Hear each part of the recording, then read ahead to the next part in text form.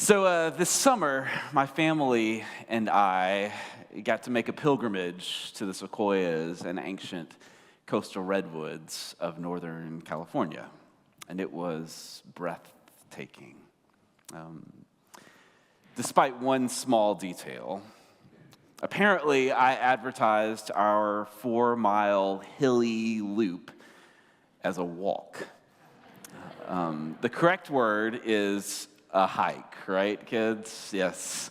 I have been informed that the word is hike in those. I'm still rebuilding trust in my household. We'll get there. Maybe by next summer even. We'll see.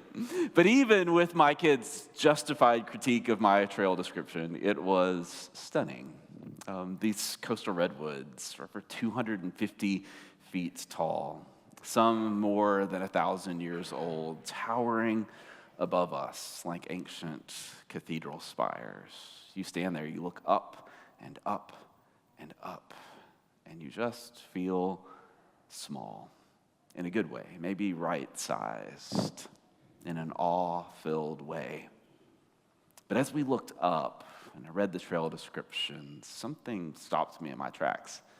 These giants, these tallest trees on earth, have surprisingly shallow roots, only about 10 or 12 feet deep. Not nearly enough to hold something that tall, unless you know the secret. The roots of the redwoods don't grow down, they grow out. They spread wide and they interlock with the roots of the other trees around them. The trees don't stand alone. They hold each other up, literally. And they pass things to each other. When one is struggling, the others send it what it needs. When one has plenty, it shares. Scientists call it the wood wide web because scientists love their puns, really. But also because it is this living underground network of roots and fungi sharing resources across the forest. They survive because they stay connected. Their roots holding together beneath the surface, sharing nutrients, water, holding each other upright. It's a hidden network of life that we, as we're passing through the forest, just hike right over without noticing. The forest stands strong because the forest is deeply connected in this interconnected network. So much of life works that same way, doesn't it? If we take a moment to look beneath the surface, we might see a living network within us, beyond us, between us, holding everything in place. As Ellen shared, right now your heart is beating without you telling it to. Your lungs are breathing. Inside you, oxygen and nutrients are being shared through invisible pathways, keeping you alive without any choice of our own. And beyond our body, the earth, like the redwood roots, is offering up to us everything we need: the air, the water, the soil that grows the food that nourishes our bodies. Like those redwoods, you're held upright by a network you cannot see for our bodies and for our souls. The friend who checks in on you, the neighbor who just waves in the morning, and farther back, the teacher who taught you to read, the stranger who let you merge in traffic maybe this morning, or maybe the stranger who didn't let you merge in traffic as well. The community that carries you when you cannot stand alone. When you're struggling, others come alongside and share what you might need. And when you have plenty, you share as well too. We live inside this invisible network of grace, sustained by gifts we did not earn and cannot repay, gift upon gift upon gift, flowing towards you and through you in an endless stream. We're always swimming in grace, always held by love, always supported by those 10,000 unearned gifts. And today, we talk about that from the lens of gratitude. Because gratitude is learning to notice the hidden web of grace that sustains everything. See, when we're practicing gratitude, we're not just naming our blessings or being polite. We're learning to see beneath the surface, to notice the connections, the network, to pay attention to the grace beneath the surface of our lives. The Benedictine David Steindl-Rast says it this way in his little book on gratitude. He says, everything is a gift. The degree to which we are awake to this truth is a measure of our gratefulness. And our gratefulness is a measure of our aliveness. Our aliveness. Gratitude isn't just a spiritual exercise. It brings us to life. It wakes us up. It makes us present. It makes us human in the abundance of life that we were created for. The early church leader Irenaeus in the 2nd century said the glory of God is a human being fully alive. The glory of God, what God wants most is you, alive to your life. And gratitude helps us wake up to it, to our own lives, in the fullness of the network of abundance. Life is a gift: air, light, soil, water, friendship, love, community. We live on a gifted planet where what we need is already here, all around us, beneath our feet. It's all gift, all grace, all God at work. And when we notice it, when we pay attention to the life teeming around us and within us, in some way, we come more alive than we were before. People of faith, for centuries, have intuited this connection between gratitude and the sacred, saying that gratitude in some way helps us experience God. And it's rooted in the words that we use as well. Check this out. The Greek word for gratitude is eukharistia. It's where we get Eucharist, Holy Communion, the meal of thanksgiving. And eukharistia, gratitude, shares the same word, the same root as grace, kharis, grace. Gratitude and grace have the same root, the same source. They're not separate ideas. They're connected underground like roots of the same tree. Grace is the gift, and gratitude is the response that completes it. In some way, continues it, keeps the stream flowing. Grace is this theology word that we use in church a lot, but it means God's active, loving, generous presence in our lives, that ongoing generosity of God that's woven into our everyday lives that we do not have to earn. It's freely given. And that includes the breath in your lungs and the tree that made that breath possible, and the people you meet as you hike through the forest beneath the trees, and the love of God that is there for you, whether or not you finish the whole 4-mile hilly loop. All of it is grace. All of it is God at work. And so when we practice gratitude, we're not just being positive Pollyannas. We're waking up to it all. We're tuning our attention to the divine activity already happening around us and within us.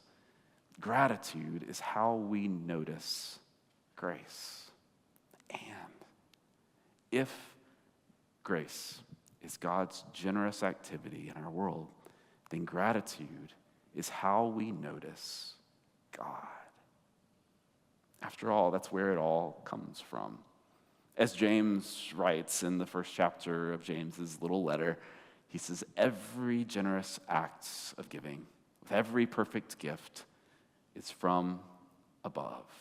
The web of grace connecting us all, that word of encouragement from a friend, a neighbor's meal, a teacher who sees you, grace upon grace, all flowing in some way from above through the root system of God's love. All of it is God at work.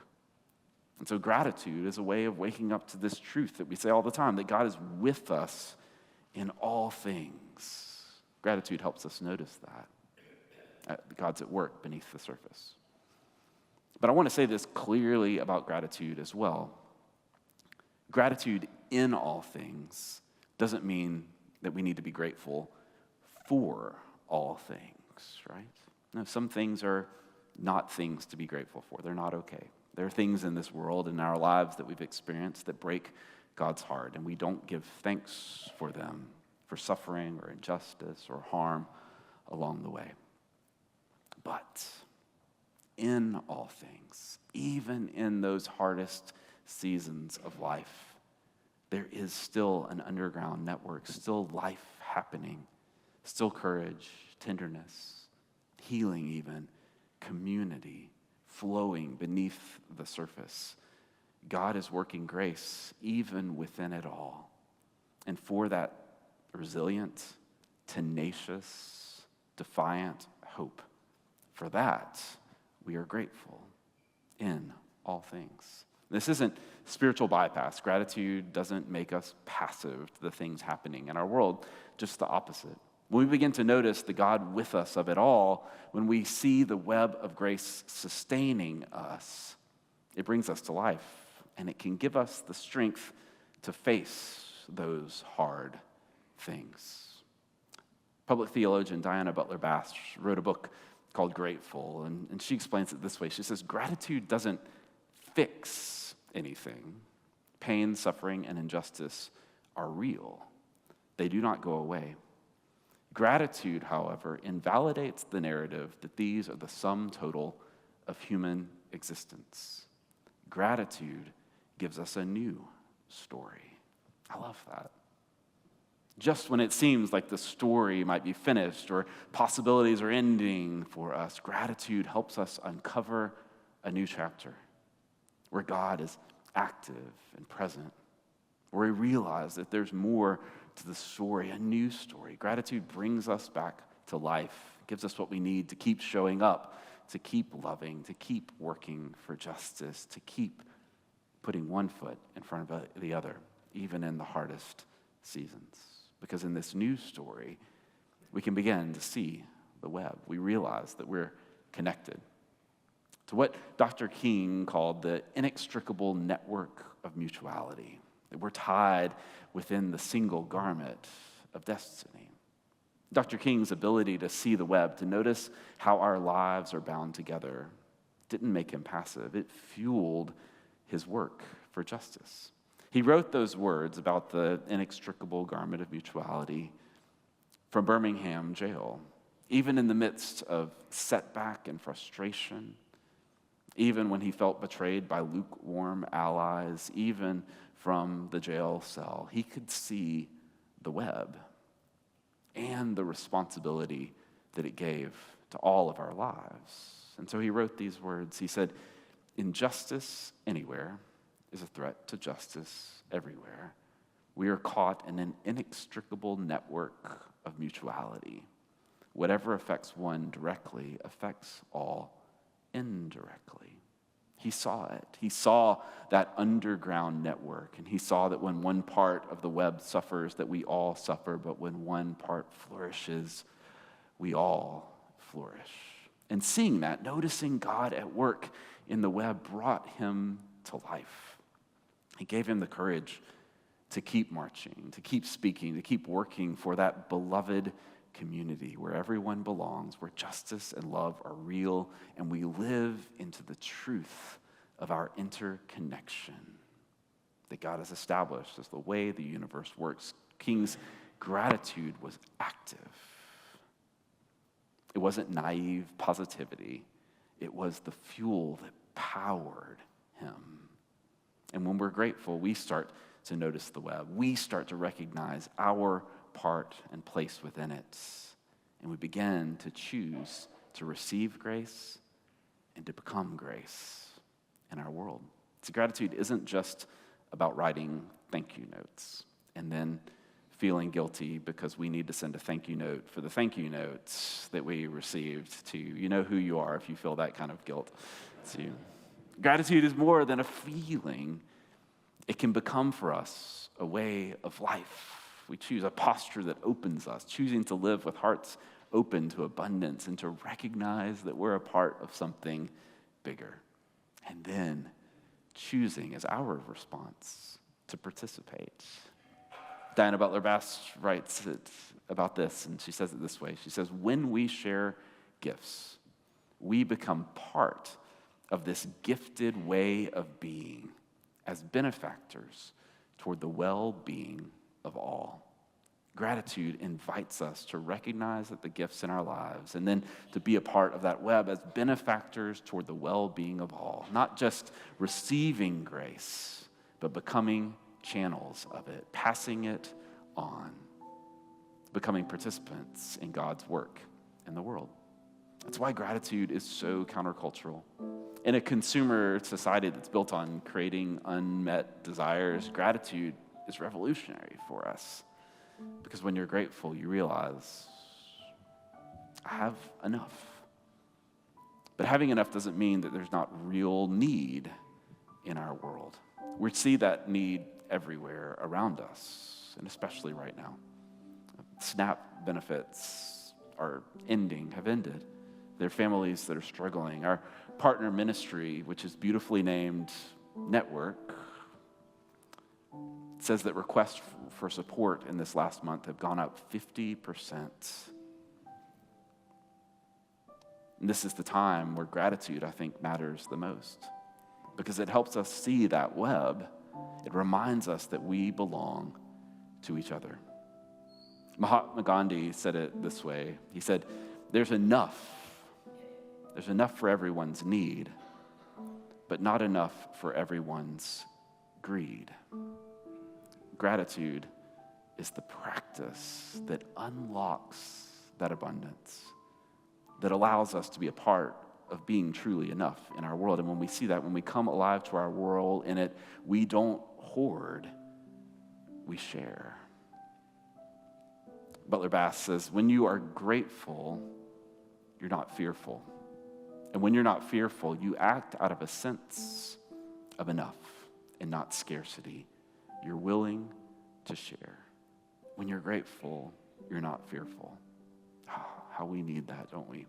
When we practice that kind of gratitude that brings us to life, that leads us to abundance, that opens our hearts and our hands, it wakes us up to this truth that grace is always present. So are we awake enough to notice? How do we do that? First, practice attention. As Ellen said, grace doesn't shout, it whispers. Like oxygen through your blood, like roots beneath the soil, slow down and notice the web beneath your feet. Maybe this next week, keep a gratitude journal of a few things each day, or set a reminder on your phone that simply says, notice the gifts. Let it be a reminder, however it works for you, to remember that every day is a gift. The next is this: after we practice paying attention, practice saying thank you. This is one I try to practice, and we try to practice, in our family as well, too. But practice saying it like out loud to people in a way they can hear. Look someone in the eye this week and say thank you. Maybe pick up the phone. Maybe text someone and tell them what they've given to you and what you're grateful for. Thank your mail carrier. I have a neighbor down the street that I looked outside on trash day one day, and she had a table sitting out by her trash can with an ice chest in it with some cool drinks for the people picking up the trash in our neighborhood. Thank your teacher. Thank the person who listened when you needed it. Say thank you. Make gratitude a rhythm in your life. And then when you say thank you, simply practice passing it on. Receive grace and become grace. Notice gifts and become a gift. Again, Diana Butler Bass says, we express our appreciation by passing gifts on to each other, by choosing a life of mutual care, by choosing to let this be our way of life, gratitude and mutual care. Paul says it like this in Colossians. He says, whatever you do, in word or in deed, do it all in gratitude for God. Let it be your way of life, every step. Because beneath your feet is life and grace and connection. You are a part of something bigger. And when you live in gratitude and you live from gratitude, you come alive. You become resilient because you know you're not alone. You become generous because you see abundance. You become loving because you recognize that we are connected in love. Gratitude roots us in God. And when we're rooted in God, fruit grows in our life. The glory of God is you fully alive. And gratitude sinks us deep in that life-giving grace. So in those hardest seasons, when walks turn out to be hikes, there's still an underground network at work, grace flowing life beneath the surface that refuses to let despair have the final word. So notice the web, say thank you, and pass it on. Because when we do, we come alive. We begin to notice God everywhere, and we live with eyes wide open to the giftedness of all of it. You are held by a network of grace. You're surrounded by gifts and love. You're connected to God and to each other in ways deeper than you know. And sometimes it's the hardest seasons that help us see that the most clearly. But choose today to notice the web, to say thank you, to pass it on, and to come alive. May we see it. May we be part of it. And may we find life through it for us and for all. Amen.